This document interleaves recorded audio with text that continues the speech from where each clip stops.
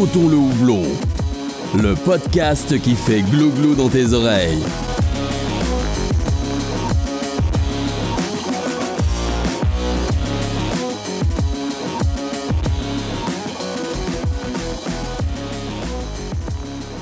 Bonjour Sébastien. Hello. Tout va bien. Ton domaine. Allez, sûrement. Merci. Allez, salut. C'est parti, ça Voilà. va être le Non, feu. mais Ça va être le feu là. Pas de dans ce- pression, personne nous regarde. Et comme d'hab, Bière Moustache n'est pas là. Oh, bon, on l'a pas vu de la journée. Hein. Ça c'est glissé ça. Hop là. C'est venu pour Bah, t'es sûr qu'il est arrivé parce qu'il est tôt, non, pour lui? Je crois qu'il retourne au jacuzzi. Un peu tôt pour Bière et Moustache, mais bon. Bah, faut le chercher dans l'herbe, hein, il est tellement petit. Heureusement qu'il a tondu. C'est ça qu'on a. Quand il joue au badminton, c'est entre deux brins d'herbe, du coup, c'est. Non, lui, je sais pas. Ah, tu sais pas. Il joue juste avec le volant. Il est dans le volant. Il est le volant. Il est le volant. Donc on va présenter un peu la brasserie. Bah ouais, dis-nous qui tu es, que fais-tu. Alors, T'es jamais venu sur le podcast encore. Donc, alors, non, t'es pas le mien. Pas le mien. Si, j'ai déjà fait avec toi. Ah bon? Ah, j'ai déjà fait une vidéo avec toi. Non. Ah bah bien sûr que si. J'ai une mémoire de merde alors. Ah ouais, Ah, ouais, bien ouais. sûr, Ah, j'ai dis, même envoyé à quel point il a une mémoire de merde bien envoyé les près du bouteilles micro. avec une Ah dégustation. On a fait Non. on a fait un C'était petit pas moi. live. Mais oui, c'était pas mon live. J'étais invité sur le live de. Bah, c'était un live Oui, il est laissé se Sirotons battre. le houblon, Bière et Moustache. C'est faux. C'est Bière et Moustache qui a hosté le truc sur la chaîne de Louis. Ah. Il Donc a ça, vraiment c'est- la chaîne à lui. Ça, c'est On des va- détails on va dont un parler- brasseur s'en fout en fait. Mais oui, mais j'ai eu des bouteilles, c'était bon, il m'en reste encore une. Voilà. On en a bu une il y a pas. Bah non, la semaine dernière, on a bu une Breton Novinas. Mais Ouais, incroyable. très bon ça. C'est des anciennes bières. Ouais. Donc moi c'est Seb de la brasserie Spo. Donc full barrique et un peu un changement en ce moment. C'est pas mal d'amphores, pas mal de bières en amphore qui vont sortir l'année prochaine pour un peu changer, faire un peu 60% de bois et 40% de terre cuite. Ce que t'avais déjà sorti là, c'est la Stop ou Amphore. Stop ou amphore est C'est quoi, sorti. C'est ta première amphore? C'était ma première amphore dans des tout petits amphores et là je vais la ressortir je pense fin juin. Fin juin pour ressortir la même mais la deuxième version. Ok. Ça sera pas pratiquement pareil Hmm. mais seulement ça permettra d'avoir une évolution en fonction des bières. Bon alors, est-ce que tu peux nous dire l'avantage ou en tout cas l'intérêt de l'amphore par rapport à la barrique? Qu'est-ce que chacun des deux vieillissements apporte? Déjà, le vieillissement en amphore, c'est beaucoup plus rapide que la barrique. Et on a une oxygénation plus importante. Donc, on a un côté minéral qui vient dedans et qui n'hésite pas à ressortir vraiment le produit sans avoir le côté bois ou le côté... comment dire du produit qu'il y avait dans la barrique, Ouais. le vin, C'est forcément le un peu plus rhum. neutre, Parce que j'imagine, c'est- l'amphore, ouais. C'est des amphores en Ouais. plus neuves. Ça va Alors, te dire quelque chose avant? Alors moi j'ai des amphores neuves, j'ai des amphores d'occasion. Ok. Là actuellement j'ai 4 petites de 160 litres que j'ai récupérées en Bourgogne. J'ai une 700 litres neuve, j'ai deux 200 litres qui ont été utilisés par des vignerons. Ok. Et normalement, alors j'hésite encore, soit j'ai une occasion pour prendre un 950 litres ou continuer à prendre des 200 litres parce que les 200 litres me permettront par deux de faire des bières aux fruits vieillis en amphore pour avoir une meilleure, plus de facilité à nettoyer le contenant et avoir vraiment le fruit qui n'est pas masqué par le bois, Ouais, qui ouais. peut vraiment le fruit nature comme on le sentirait si on le fait en confiture ou Sur les amphores là, qui ont déjà été travaillés avant par des vignerons, oui. ça vient apporter quand même quelque chose de différent ou justement Non. L'amphore l'amphore garde pas de goût. Entre les neuves et les occasions, il n'y a pas tellement de différence au final. Non, il n'y a pas tellement de différence. Ok. La seule différence que tu as, c'est que la terre, elle est déjà imprégnée d'eau. Ouais. Donc, tu as moins de pertes au départ. Ok. Ça fait combien de temps que ta brasserie existe maintenant? Depuis 2021, et moi j'ai commencé le projet en 2019. Ouais. Ok. T'as rapidement été connu dans le monde de la bière quand même, t'as réussi à... Ouais. Ouais. Oui. Tu fais combien de volume là maintenant? Alors là, actuellement, Je pense que t'as quand même un gap en plus entre ce qui est brassé et ce qui est, voilà, ce qui est conditionné. ce qui est conditionné. sorti. Le but actuellement, je pense que cette année, je vais faire 100, 120 à 130 hectos brassés. Ok. Et je vais à peu près à la production vendue, conditionnée. Je pense qu'on sera aux alentours de entre 90 et 100. Ok. C'est vraiment des tout petits volumes. C'est des tout petits La volumes. débauche, c'est même pas un fermenteur. Voilà. Le volume que tu fais en une année. Ça, bah après oui, c'est sûr, c'est surtout comme c'est surtout du vieillissement, ouais, tu peux Oui. pas te permettre.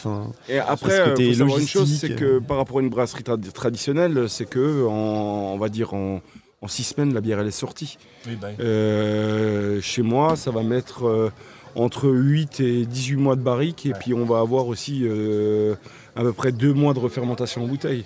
Ah Donc on se retrouve pour une barrique de, on va dire, de 12 mois, il y a déjà 14 mois pour que la bière elle soit vendue. D'où les 2 ans à vide au début, quoi. Forcément, faut démarrer quelque part. Et t'as toujours eu envie de faire juste de la barrique?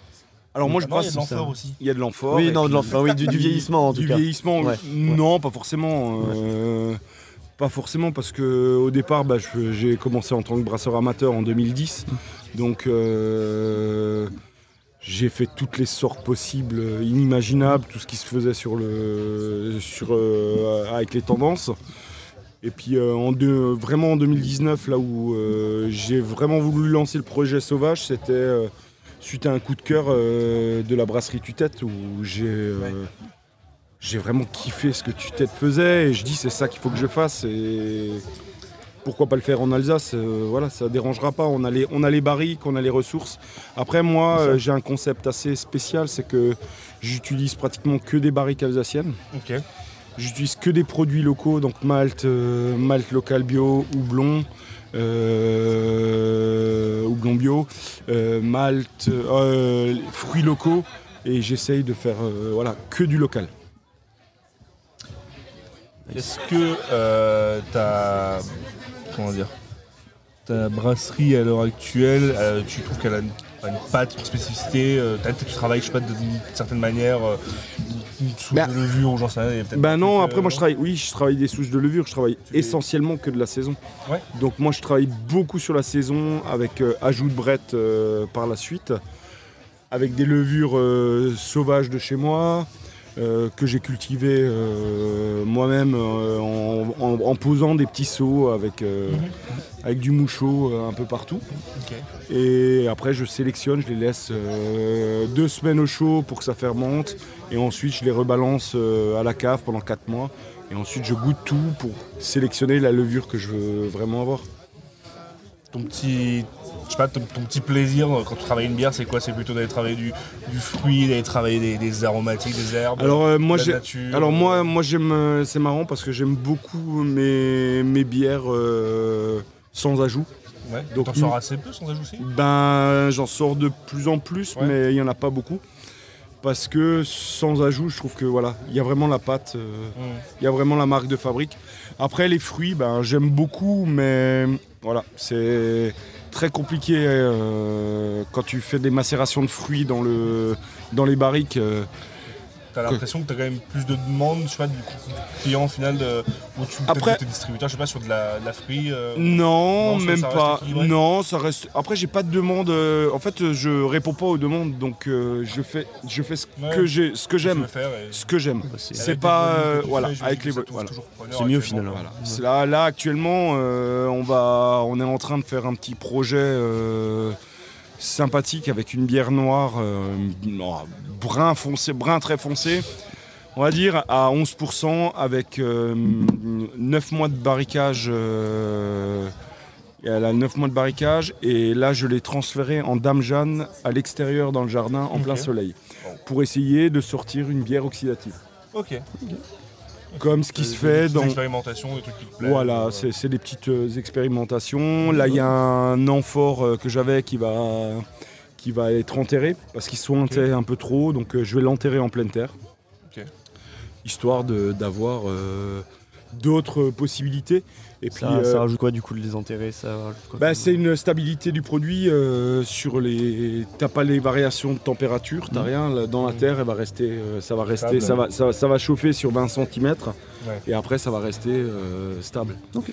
Mais c'est surtout que l'amphore, au lieu de la jeter, on va essayer de la récupérer en essayant de faire de l'enterrer parce qu'elle soigne tellement qu'à un moment c'est plus présentable quand il y a des gens qui viennent. Ah oui, aussi. On a des moucherons qui viennent dessus. Ce serait une façon de continuer sa vie. Voilà, faut sauver. Plus facilement. Faut sauver l'amphore, Ryan. Il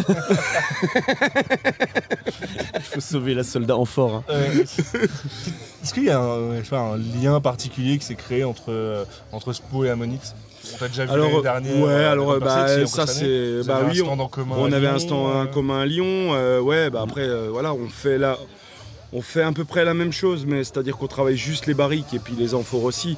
Mais par contre, on n'a pas du tout le même produit, on n'a pas la même façon de travailler. Simon va faire beaucoup de crus, moi j'en fais jamais. Parce que j'aime quand même avoir la main sur mon produit et j'aime pas trop laisser la nature faire trop. Je comprends. Parce que moi actuellement, faut savoir que depuis que j'ai commencé, j'ai dû jeter une barrique sur à peu près 120 ou 130. Ouais, le ratio de perte est acceptable. Voilà. Okay. C'est quoi ta bière préférée de ce que tu as sorti, qui t'a le plus plu? C'est dur de choisir un bébé. Alors c'est très dur. Non, c'est pas dur parce que c'est très dur parce que en fait on va vraiment être dans le style que je fais et de la façon dont je travaille. J'ai du mal à dire j'ai une bière qui est meilleure que l'autre et j'ai surtout du mal à dire que j'ai une bière bonne. Parce que t'es très très critique. Ouais, je suis ultra critique sur ce que je fais, je suis jamais satisfait. Quand je sors une bière, je suis tout le temps obligé de demander à des personnes de venir goûter, de me dire. Parce qu'au bout d'un moment, quand tu goûtes, tu vas retrouver énormément de défauts dans tes bières que t'as pas forcément. Ton cerveau il va se conditionner et faire ton palais il va changer et toi tu vas la goûter 5, 6 fois, 7 fois, 8 fois et à chaque fois que tu la goûtes tu vas dire ah mais là il y a quelque chose qui me déplaît, on va la laisser un peu plus. Donc c'est toujours bien d'avoir un avis extérieur, de te dire ça c'est bon, ça c'est... Après c'est très difficile de trouver des personnes de confiance qui sont honnêtes, clairement, parce que... C'est facile de dire oui, c'est bon. C'est facile de oui, mais là, il faut vraiment... Quelqu'un qui soit... Donc, voilà, c'est... On essaye de faire ça. Après, comme on disait, on parlait avant de Bière et Moustache et Vincent Craft Beer. C'est des gens qui m'aident beaucoup, justement, à la sélection... en me disant, mais ça, il faut que tu sortes. Il y a des bières que je ne voulais même pas sortir. Ah oui, à ce moment-là. Il y a des bières que ces avis extérieurs t'ont fait changer d'avis et Ah ben oui, parce que j'avais sorti une... alors c'était une Sponta Hop. Ok. Donc le Sponta SPO en majuscule, évidemment. Sponta Hop. Et c'est une bière, en fait, ça reflétait vraiment pas ce que SPO faisait habituellement. Oui. On était sur un dry hopping de Elixir 1 kg pour 200 litres, c'était énorme. Ah oui. Et... quand je l'ai embouteillé et j'étais pas satisfait, je dis si je la sors ça va pas. Eux ils m'ont dit mais sors-la, ça c'est exceptionnel.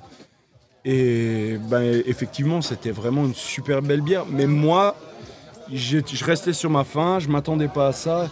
Et c'est pour ça qu'à un moment il faut qu'on prenne vachement de recul en tant que brasseur en disant faut pas qu'on se fie que à nous, faut qu'on se fie aussi aux gens. Moi j'adore faire venir des gens quand ils viennent, on peut venir à la brasserie. J'adore venir leur faire déguster dans la barrique pour avoir leur ressenti sans poser de questions et c'est très important. On se demandait ce que faisait Bière et Moustache, il fait un baby-foot. Il est à fond. Mais il est à l'avant ou à l'arrière? On voit son bracelet rouge d'ici. Il est à l'avant, il est dans le terrain ou il est pas dans le terrain? Et si, il est sur le terrain, il en attaque. Il en attaque. Nice. Il va écouter. Est-ce qu'il y a un truc qu'il faut absolument boire là aujourd'hui à la Grande Percée? T'as goûté un peu ce qu'il y avait, coup de cœur? La sapin. La sapin. Ah mais je vais pas dire mes bières. Après moi je suis gros fan de la grisette de chez Independent House. Oui. Donc, Oui, on a vu ça l'année dernière déjà. Ah mais c'était la même que l'année dernière du coup. Non, elle est un peu modifiée. d'accord. C'est la même base. Ok. C'est la même base. À base de PMU quoi. Après. À base de faut aller PMU voir. à 1h du Non, midi. faut tout aller Voir voir. de chasse. Il y a Cidrerie Héroux, c'est juste Bah, magnifique. tout à l'heure, Son calva, il est terrible. Faut aller voir la petite distillerie là, avec qui Simon travaille. Tous les vignerons, bah, c'est des petits jeunes qui. Ça fait plaisir d'avoir des jeunes comme ça en tant que vigneron, ils te sortent des produits de qualité. Et puis bien sûr aller boire de l'ammonite, hein. Il faut toujours. On est là pour ça. Donc après voilà, moi j'ai fait l'option de prendre que un bec aujourd'hui et de tourner. Et donc, tu sers que à pression ou t'as des bouteilles aussi? J'ai pas beaucoup de bouteilles, donc là j'ai pas ramené trop de bouteilles. Je sers qu'à la pression. À la pression, on a commencé par la saison rose et là c'est cool, une saison bourgeon de sapin, sapin des Vosges. Et la prochaine, je pense que ça sera soit un whisky tourbé ou un hybride cidre-bière. Ok, cool. Ah, whisky tourbé, je suis chaud. Tu as joué ce que tu disais tout à l'heure, c'est que tu disais que tu travailles majoritairement ou quasiment que de la saison avec après de la barrette. Tu sais, tu as très peu de bières qui tournent très acides comme ça peut l'être chez Ammonite. Voilà, alors moi je fais déjà une ébullition. Oui. Et puis je houblonne au houblon suranné énormément. D'accord. Donc moi je vais un peu stabiliser mes lactiques pour éviter aussi l'acétique. Parce que je jouille pas forcément tout le temps. Donc mes barriques sont pas pleines à chaque fois. Mais c'est beaucoup de houblonnage. Un gros houblonnage. Ouais. Au final, je trouve que ça donne à tes bières un côté. Tu gardes la complexité de la barrique ou de l'amphore, des ajouts, de ce que tu peux mettre dedans, tout en gardant quelque chose qui est sec avec une grosse buvabilité. Je trouve que c'est pour les styles de bière un peu mix, sauvage et compagnie. Tu gardes des bières qui sont faciles à boire et tout en étant intéressantes. Voilà. Et ça reste un produit accessible. Oui. Pas seulement une partie de la population qui va supporter l'acide. On va rester vraiment dans un produit qui peut être ouvert à n'importe qui. Bah, tu vois, on disait, si on est là, c'est parce qu'on adore aussi le boulot de Simon et on est fan d'Ammonite, mais je prends 3-4 verres là dans ton chaîne. Heureusement qu'on a des gaviscons. Parce que là, ça creuse un peu. Et ça fait du bien de passer sur toi une de tes saisons ou de passer sur une grisette d'Independent House. Ah mais après, moi je suis un grand fan d'Ammonite, hein, mais... Il faut l'estomac accroché quoi. C'est compliqué à faire découvrir aux gens. J'aime bien moi arriver des fois avec... c'est moins grand public, c'est sûr que c'est moins grand public. Je pense qu'il y a... Non mais en fait tout le monde me dit... Même moi, il y a des trucs, ça me paraît plus acide. Tu fais goûter aux gens avec des grimaces, c'est super acide ton truc. Et en fait, on se rend plus forcément compte que nous, mais. Ça ferait une super belle photo. T'essayes de faire pousser des bouteilles contre le mur là. Après, il faut savoir qu'on fait pas le même produit. Donc, on a le même concept avec les barriques, mais on fait pas du tout le même produit. Moi, j'ai essayé une fois de faire une bière façon Ammonite. Ouais. Ah bah. Je l'ai encore en barrique, hein. Et je pense que je la sortirai jamais. Voilà, donc on laisse faire les maîtres de la sponta, parce que moi je suis pas du tout dans ce truc-là. Chacun son métier. Voilà, chacun son métier. Moi je suis dans le pitch. Ouais, et puis si tout le monde se met à faire la même chose à un moment, c'est bien que chacun ait sa spécificité. Mais c'est bien que chacun soit créatif. Que chaque brasseur soit créatif. A sa patte en plus. Il faut que chacun ait sa patte. Il faut jamais. Faut encourager les gens. Moi, j'encourage les gens à faire de la sponta, à faire de la sauvage, à utiliser des brettes. Vous voulez faire de la brette, ouais, mais on ne sait pas. Si vous voulez des levures, je peux vous en donner. J'en soutire quand j'embouteille. Il n'y a aucun problème. Il faut être ouvert avec les gens. Il faut aider les... En fait, en France, on a beaucoup de brasseries qui font de la barrique, mais des barriques qui font que... des brasseries qui font que de la barrique. Ça se compte sur les doigts de la main. Hein. Donc, des brasseries qui sont connues pour leur programme barriqué, en général, ont à côté d'autres choses. Voilà, mais en fait, nous c'est notre gagne-pain. Donc nous, on est obligé de sortir des bons produits Tandis que la plupart des autres brasseries, ben, ils font ça pour le kiff. Il faut ça pour le kiff et ils ont raison de le faire parce que c'est bien. Il leur assure une. Parce que nous, ça diversifie un peu la gamme aussi. Quelque part, une bière connue qui va faire un programme barriqué. Nous, ça va peut-être nous les emmener vers chez nous parce qu'on fait que de la barrique, parce qu'ils ont aimé une barrique aussi, et c'est une initiation. Et l'inverse aussi peut se produire. S'ils viennent chez toi et ils boivent de la barrique, ils aiment bien, ou ils sont même habitués à boire de la barrique, et ils vont dans une brasserie qu'ils connaissent pas, qui sort un programme de Sponta ou de barrique, ils vont se dire, les amener à s'intéresser à tiens, on va voir ce que ça donne, quoi. Parce que là, on va lancer une grosse info, mais Bendorf a un gros parc de sauvages qui va sortir. Ça donne des infos, mais sur les autres brasseries. C'est pas bien. Ça reste en Alsace. Hein. Ça reste en Alsace. Voilà, on reste dans les terres.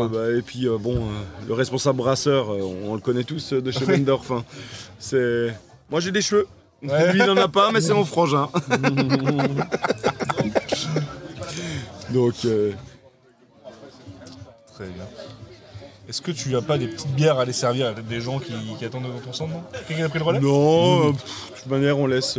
Indépendant où c'est arrivé très tard aujourd'hui, donc il a du rattrapage. Il faut qu'il rattrape du coup. Voilà. Donc on va laisser Fabien s'occuper de mes bières un peu. Et puis on va peut-être inviter Bière et Moustache à venir un peu. Ce serait bien qu'il s'occupe un peu du plateau Codecast. Ouais. Le mec a reçu un bracelet. Là, il est passé en défense là. Le mec a quand même reçu un bracelet exposant. On va lui dire. On va lui dire d'échanger. Je vais aller échanger avec lui. Il s'expose.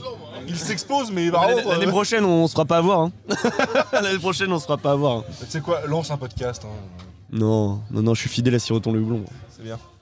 Je reviens de temps en temps, moins qu'avant, mais. Je suis en stage, je suis alternant. Voilà, je vais vous laisser, je vais refaire et puis je vais aller chauffer, je vais aller le remplacer, comme ça je vais vous envoyer Bière et Moustache. Allez, vas-y. En plus, c'est bien, il est petit, il est facile à lancer. Eh ben merci beaucoup. Merci.